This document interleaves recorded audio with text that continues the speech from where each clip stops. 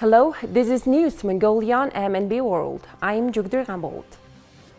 And for our top stories. President Khurelsukh gives an address at the World Climate Action Summit in Dubai. Presidents of Mongolia and Hungary discuss bilateral ties and climate commitments. Mongolia and Uzbekistan's presidents enhance cooperation at COP28. For the news, stay with us.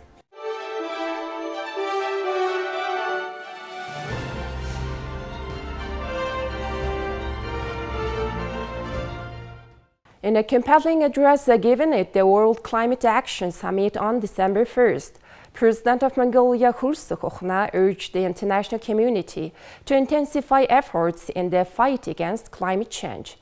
Speaking at the summit hosted by the United Arab Emirates and attended by dignitaries including Sheikh Mohammed bin Zayed Al Nahyan and the UN Secretary General Antonio Guterres, President Khurelsukh emphasized the critical juncture humanity finds itself in, having just witnessed the hottest year on record for the global climate.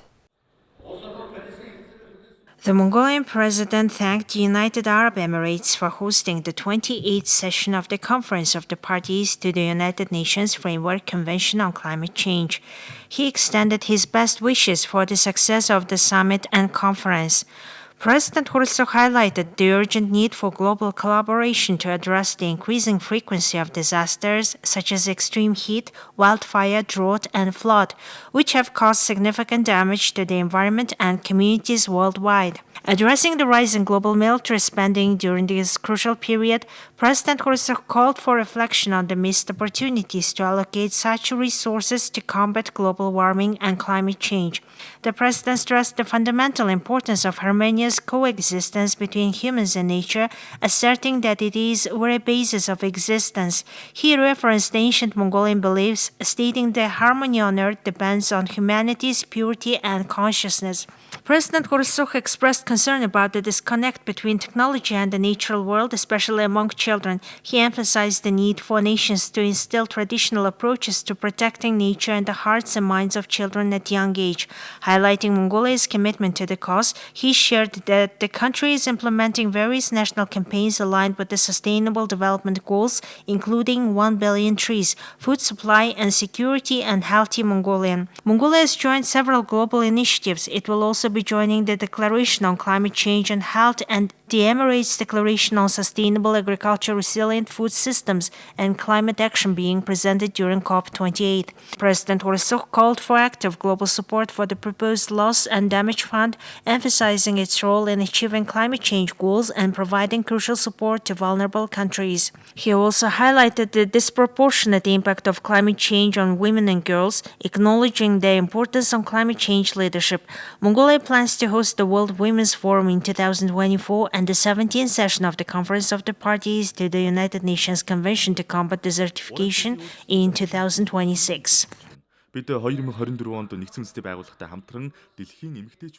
On December 2nd, during the World Climate Action Summit at the United Nations Climate Change Conference in Dubai, COP28, President of Mongolia Khurelsukh met with Hungarian President Katalin Novak.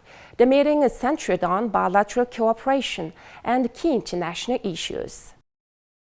During the dialogue, the presidents expressed satisfaction with the consistent high-level dialogues between Mongolia and Hungary, highlighting actively evolving relations and cooperation. The presidents discussed opportunities to enhance collaboration aligned with the development objectives of both nations. The presidents reaffirmed their commitment to working together to address global challenges, emphasizing joint efforts to combat climate change, desertification, and soil degradation. President Khurelsukh invited President Novak to participate in the upcoming World Women's Forum scheduled to take place in Ulaanbaatar next year. This exchange reflects the mutual commitment of Mongolia and Hungary to fostering international cooperation and addressing pressing global issues. For our next story, interest in expanding friendly relations and cooperation to strengthen political dialogue and bonds between the people of Mongolia and Uzbekistan, which have historical, spiritual, and traditional ties. Acknowledging their status as landlocked developing countries, both heads of state affirmed their commitment to sharing development experiences. They discussed further collaboration in key sectors such as tourism, agriculture, light industry, transport, and logistics.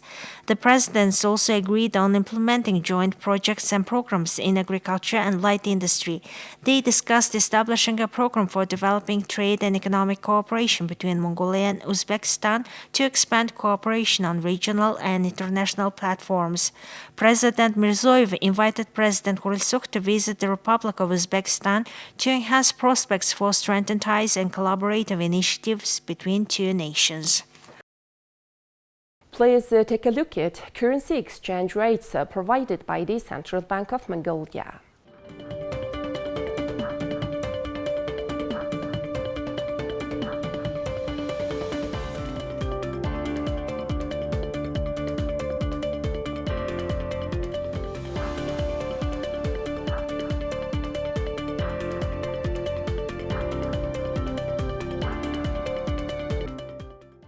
Please have foreign news partnered with international news agencies. The first ever Faith Pavilion at a UN climate conference opened its doors on Sunday for this year's 28th session in Dubai. The inauguration was attended by Emirati Ministry of Tolerance, Sheikh Nahyan bin Mubarak Al Nahyan, and Cardinal Pietro Parolin, Vatican Secretary of State, representing Pope Francis and other global political figures and religious leaders. Pope Francis and the Imam of Al-Azhar Ahmed El-Tayyib delivered speeches virtually during the inauguration. Rabbi Noah Marantz, the director of the American Jewish Committee, who attended the ceremony at the Pavilion, said that the climate crisis could not be tackled without the cooperation of powerful influences in society, including that of religion. The Faith Pavilion clearly states by its existence, by its programs, that we cannot cure Mother Earth without the cooperation of all of the powerful influences in our society, and chief among them, religion, faith, who can sway the people that part of their religious obligation is to take care of the earth, and to put pressure upon the political leadership to do what is necessary before it is too late. This has been a historic moment. Faith leaders have always been participating at the COP level. Now it is good to see that there is a place in the COP where you can identify the examples of unity, the examples of partnership, and the testimony of action. Religion, our religious leaders, institutions are very, very close and connected to the people, and they work on social changes, behavioral changes, using religious texts and admonition to help people to change their ways. And this will really help the climate summit and also climate mitigation across the world. The idea behind the Faith Pavilion was to create a space that would unite religious representatives and communities supporting climate action to achieve the goals of Paris Agreement for climate change. A powerful explosion believed caused by a bomb ripped through a Catholic mass and killed at least 4 people and wounded dozens of others Sunday in a predominantly Muslim city in the southern Philippines, officials said. The morning mass was underway in a gymnasium at the state-run Mindanao State University in Marawi City when the explosion happened, causing panic among dozens of students and teachers and leaving the victims bloodied and sprawled on the ground, said Taha Mandagan, the security chief of the state-run campus. At least 2 of the wounded were fighting for their lives, he said. This is clearly an act of terrorism. It's not a simple fight between 2 people. A bomb will kill everybody around, Mandagan told the Associated Press by telephone. Regional Military Commander Major General Gabriel Veray III said at least 4 people were killed by the explosion, including 3 women, and 50 others were brought to 2 hospitals for treatment of mostly minor injuries. Only 2 of those killed had been identified, officials said. So we have alerted also our units, all of our units in Mindanao, as well as our other units, just like with the Philippine National Police here in the Metro Manila area. So that is the update from the AFP side. We are continuously gathering intel operations so that we will be able to run after the perpetrators of this terroristic attack. Thank you very much. This morning, we're in contact with the President and reporting to him both on the Hinatuan earthquake and the bombing in Marawi. The President has released a statement based on our consultations, and there are indicia of foreign element here which we are looking into. This being a crime scene, the physical investigation of the crime scene shall be left to the appropriate agency, the PNP, SOCO, of the area. And as I informed, the senior officials of the PNP are on the way to the area in order to coordinate also and to prevent any possibility of any further untoward events. Army troops and police immediately cordoned off the area and were conducting an initial investigation and checking security cameras for any indication of who may have been responsible for the attack. Security checkpoints were set up around the city. The deadly blast set off a security alarm beyond Marawi city as the Christmas season ushered in a period of travel, shopping sprees, and traffic jams across the country.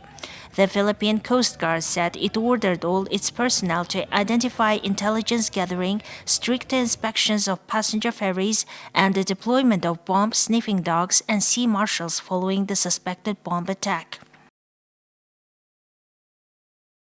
French police on Saturday arrested a man who killed a German tourist with a knife and injured the two others with a hammer in Paris, according to France's interior minister.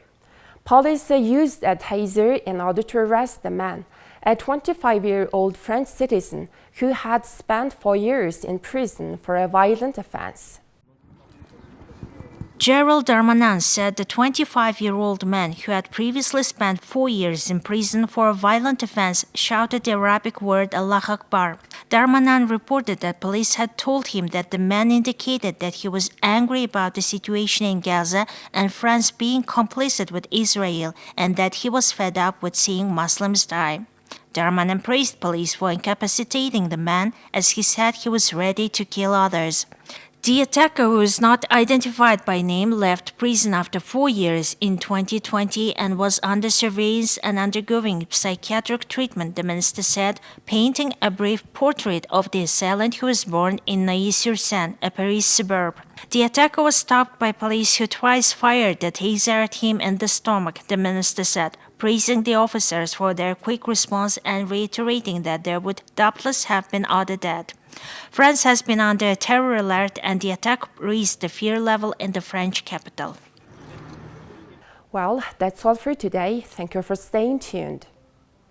We'll see you next time with more news and updates. Have a great day ahead.